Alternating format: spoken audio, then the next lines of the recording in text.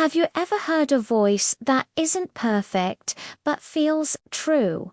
A voice that's less about polished notes and more about raw, unfiltered emotion.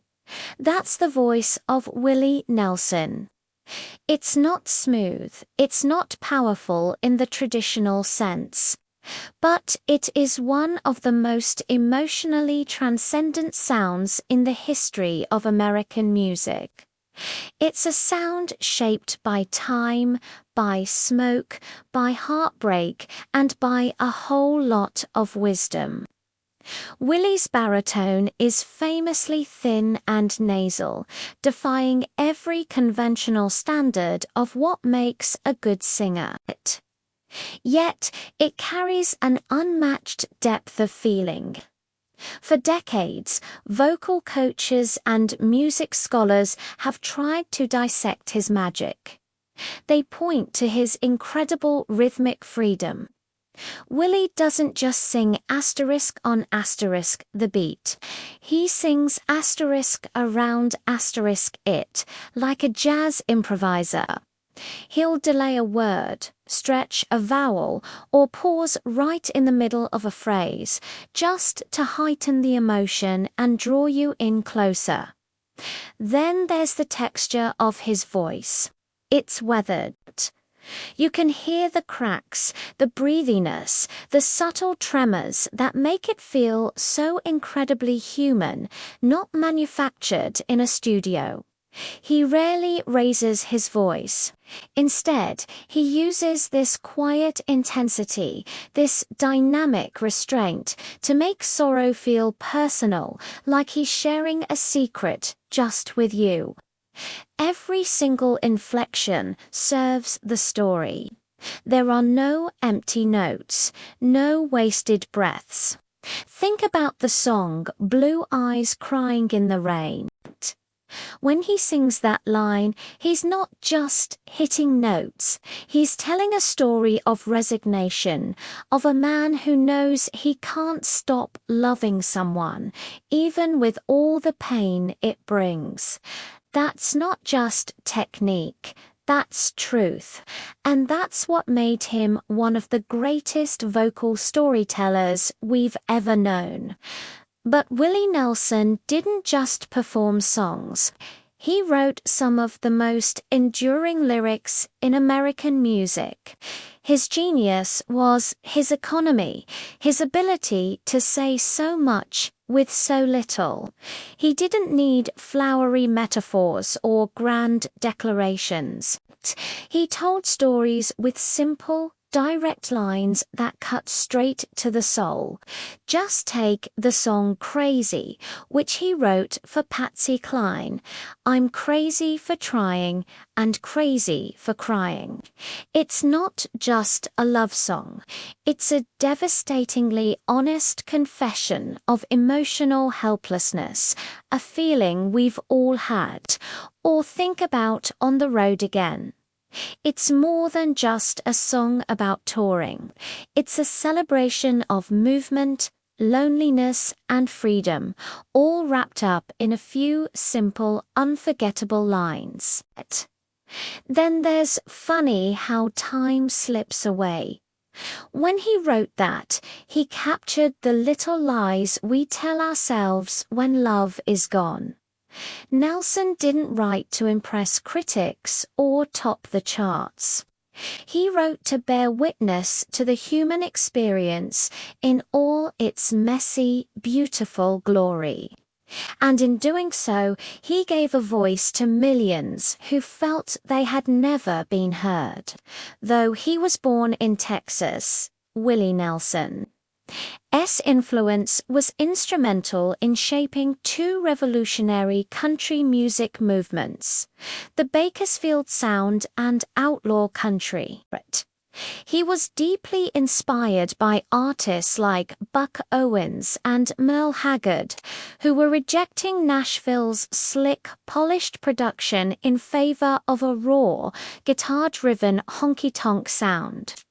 When Willie moved back to Texas in the 1970s, he brought that rebellious spirit with him. But he took it even further. At the legendary Armadillo World headquarters in Austin, he started fusing country with rock, folk, blues, and even psychedelic influences. He shared stages with Janis Joplin, Jerry Jeff Walker, and his friend Kris Kristofferson, creating a completely new sound that became known as progressive country. His 1973 album, Shotgun Willie, was the turning point. It was looser, grittier, and more deeply personal than anything he'd done before. Then came 1975's Red-Headed Stranger, a concept album that stripped country music down to its absolute bare bones. Just his voice, his guitar, and the power of silence. This wasn't rebellion for the sake of shock value. This was artistic liberation. It was a defiant return to authenticity in an age of artifice, and in doing so, he completely redefined what country music could be. You can't talk about Willie Nelson without talking about Trigger. No instrument in country music is more iconic than his battered Martin N20 classical guitar. He bought it from a pawn shop in 1969 for $750, and it's been by his side for every major moment of his career since. It's been repaired countless times. It's got cracks in the neck, patches on the body, worn down frets, and that famous hole worn right through the wood. But Willie has always refused to replace it. Why? Because, as he says, it sounds like home. Trigger's tone is warm, a little nasal, and a perfect match for Willie's unique voice. Over the decades, that guitar has developed its own character. Every dent, every scratch, every signature from his friends scribbled on its body adds to its soul. Willie once said, "Trigger doesn't play me. I play with him." He treats the guitar like a living, breathing partner. He's talked to it, slept with it, and even taken it to be repaired with the same care you'd give a cherished friend. In 2014, the Country Music Hall of Fame enshrined Trigger as a national treasure, scratches, duct tape, and all. It stands as more than just an instrument. It's a powerful symbol of endurance, loyalty, and the beauty of imperfection. Willie Nelson didn't just tour, he lived on the road. For over 6 decades, he performed nearly 150 shows a year, earning him the nickname the hardest working man in country music. His band, simply called The Family, remained remarkably stable over the years. There was Paul English, his drummer and lifelong friend, his sister Bobbie Nelson on piano, who played with him for over 50 years, and Mickey Raphael, whose harmonica has been a signature part of the sound since 1973. Their chemistry on stage was telepathic, tight, intuitive, and always full of joy. Willie didn't fly commercial. He traveled on the Honeysuckle Rose, his private tour bus that became a legend in its own right. He famously said, "Home is wherever I'm playing tonight." And when you saw him on stage, you believed him. That connection with his audience, that sense that he was exactly where he was meant to be, was a huge part of his magic. The road wasn't just a place he worked, it was the lifeblood of his art and his existence. Even into his 90s, Willie refused to retire. The very idea seemed foreign to him. In 2018, at age 85, he released Last Man Standing, a powerful album reflecting on mortality and survival.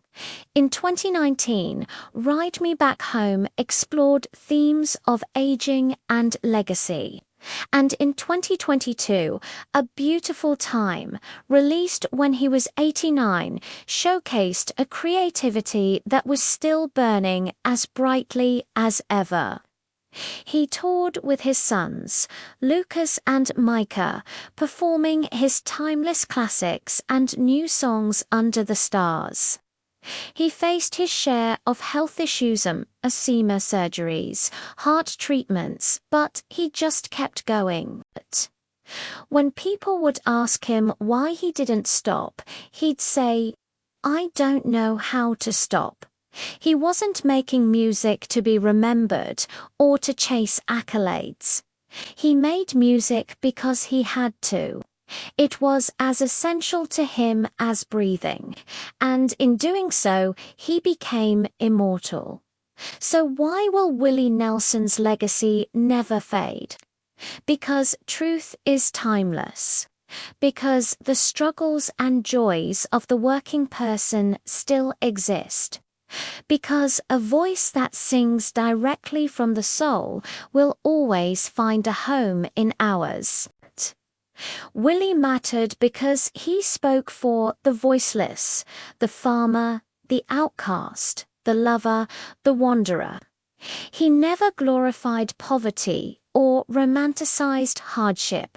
He just told the unvarnished truth about life.